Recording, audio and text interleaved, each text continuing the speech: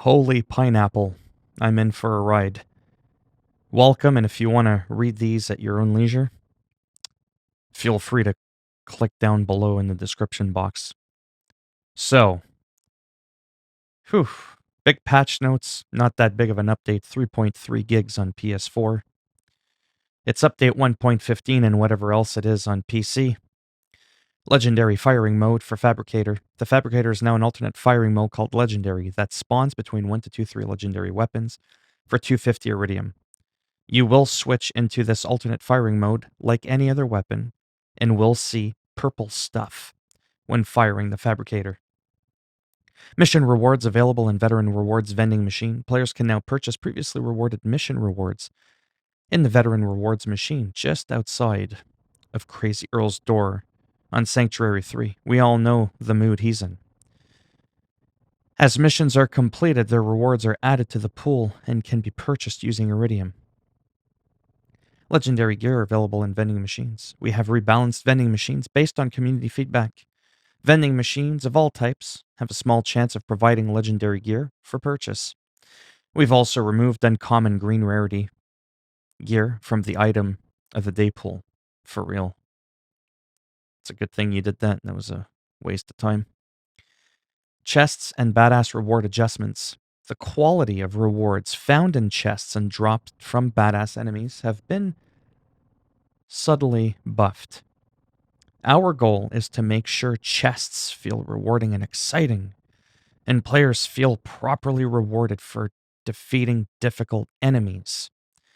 Dedicated loot pool adjustments. The dedicated loot pools for bosses have been giving a dramatic overhaul in hopes of making for a more reliable and satisfying farming experience. Most bosses have 2 pieces of gear assigned to them, though there are exceptions.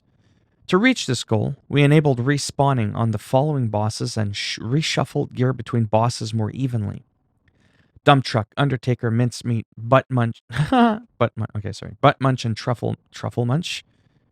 I'm not even going to touch that one.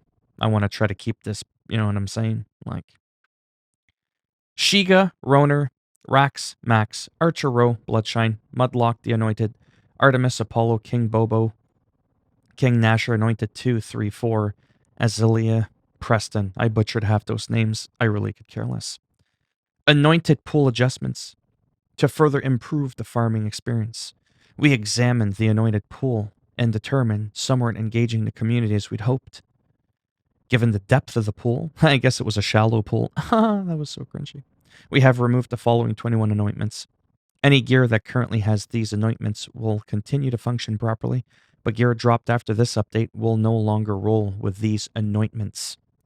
While airborne, critical damage is increased by 25%, damage is increased by 30%, or fire rate is increased by 20%, accuracy and handling are increased by 75%, damage is increased by 40%.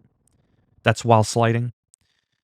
Accuracy and handling are increased by 50%, fire rate is increased by 25%, building up energy that refills a portion of your shields. Again, all that was while sliding. While an action skill is active, reduce all incoming damage by a small amount, and also 250% of health damage taken is returned to the attacker as shock damage. On action skill end, we've got the following. Critical damage is increased by 25% for a short time. Create a cyber spike that damages nearby enemies. Spawn a healing pool for several seconds. Fire rate increased by 11% and reload speed by 26% for a short time. Weapon accuracy and handling are greatly increased for a short time. Movement speed is increased by 5% for a short time. 30% of damage taken is returned to the attacker for a short time after exiting Iron Bear. Do not consume ammo for 5 seconds. So you're just pulling them out of your ass like Shin Lim. After using Face Slam, damage taken is reduced by 20% and movement speed is increased by 12%. After using Phase Grasp, weapon accuracy and handling are greatly increased. A note... Sorry, I'm thirsty. On drop rates. And I'm starting to get a terrible migraine. A few bosses have had some minor tweaks made to improve their looting experience, but we have left most of the drop rates unchanged. With the thinning of the dedicated loot pools and the removal of 21 anointments, we decided to observe these changes first, then make changes as needed in the future. Stability. Addressed a reported crash that could occur in split screen. Reduced the number of projectiles that spawn due to damage dealt when using multiple elements on enemies, and limited the number of times projectiles bounce to 4. General. Included additional support languages for the Bounty of Blood campaign add-on. Addressed a reported concern that sometimes caused trophies achievements to remain locked when all named locations were discovered. Retroactively awarded trophies achievements to players that met the requirement. Addressed a reported concern where the traitor weed projectile would only appear on the host player.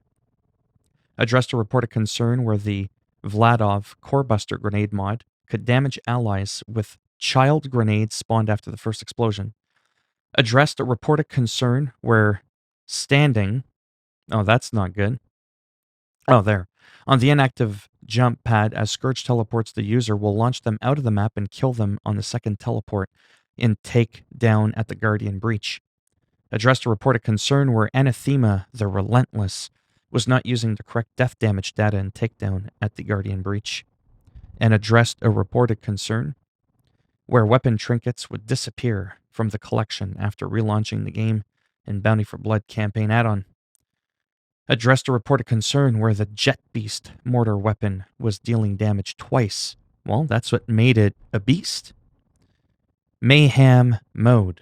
Addressed a reported concern where the splat attack from the Beastmaster's pet Scorcher was unintentionally receiving mayhem damage scaling multiple times. Increased pet damage scaling in mayhem. Addressed a bug where the operative's Digiclone was interacting with certain weapons like the OPQ in a way that received mayhem damage scaling multiple times. Addressed a bug where the gunner's Iron Bear and certain class mods like the Minesweeper could interact in a way that received mayhem damage scaling multiple times. No, I don't have time to read the dev notes. Addressed some concerns that the gunner and operative were experiencing unintentional levels of damage increase with a variety of class mods in mayhem mode. Addressed a reported concern where the anointment, while an action skill is active, constantly trigger novas that deals X damage, was incorrectly scaling when players received mayhem modifier scaling skill damage. The Siren's ties that bind skill now scales properly with action skill damage. Addressed a reported concern that the Cosmic Crater legendary artifact did not scale the elemental puddle damage with slam damage and mayhem. Character. Players can no longer emote cancel to exploit anarchy stack. Addressed reported concerns where Flax head count passive did not function, or where the vibration effect from Flax burst date augments persists after the action skill ends. Flax pets. Now used the correct color when using the specced out skin for clients. Reported issue was reported where Flax normal jabber pet attack command was not functioning correctly. Updated the gunner's selfless vengeance skill to scale the duration with each rank invested. Removed the ability for the gunner to skip the boss's teleport action and takedown at the Guardian Breach by entering or exiting Iron Bear as the teleport action is being performed. Addressed a reported concern that the grenade launcher did not deal extra damage when equipped with the stainless steel bear passive ability while using Mosey's auto bear. Effects addressed a reported concern where the effects would persist after using the second slam with the Mind Melt artifact effect already active, and where the Mind Melt artifact first person effects only showed on the host player. Audio. Drunk Williams' Idle VO will now have audio during the Blood from a Stone mission. Scourge's death dialogue has been added to takedown at the Guardian Breach. UI optimizations made improvements to the news widget UI. Addressed a reported concern where the placeholder prompt appears when the player drives the vehicle to the level transition in the blast planes in the Bounty of Blood campaign add-on. Updated the scroll bar button states for mail. Addressed a reported concern where multiple options within the visuals menu had placeholder description. Now we've also got some hotfixes. These, again, to apply them, wait at the main menu until you see a sign-in that says hotfix apply. If you're experiencing any issues or want to provide feedback, right? Those are the ones that aren't like permanent. If you're not connected to the internet, you're not going to get the hotfixes. The Gunner's Anarchy stacks no longer are lost when entering Iron Bear. as well as a bug that was causing the Siren's radiation elemental anointment to do less than indicated in the description. Changed the listed damage increase on the Siren's personal space to reflect what is happening in game. Also addressed the Beastmaster's Rage and Recover skill that was not increasing the healing rate of pets.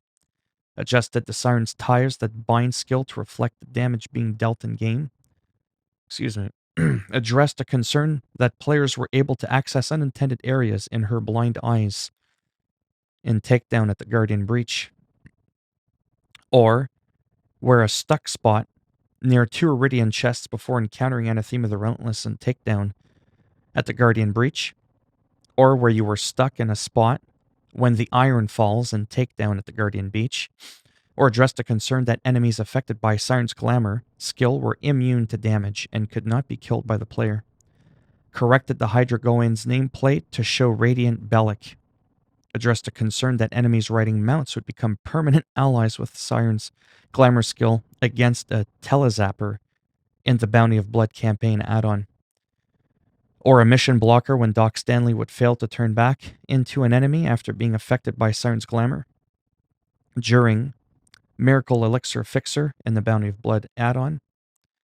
And addressed a perceived mission blocker when Soapy Steve would fail to turn back into an enemy after being affected by the Siren's Glamour skill during Dirty Deeds in the Bounty of Blood campaign add-on. And finally addressed a concern that Rose would stay in the room before reaching the Quartermaster's boss area in the Bounty of Blood campaign add-on. I feel like ass. Hopefully I narrated that okay. Yeah, anyhow, if you liked the video, give it a thumbs up. You didn't like it, you're off the hook this time, but I will bring it off in your ass if you give it a thumbs down. If you want to subscribe to the channel, I mean, obviously that would be great. Now I'm trying to become the next big thing around here. But if not, thanks for shattering my dreams and stopping by anyways. And hopefully I'll at least see some of you in the next video. Bye for now.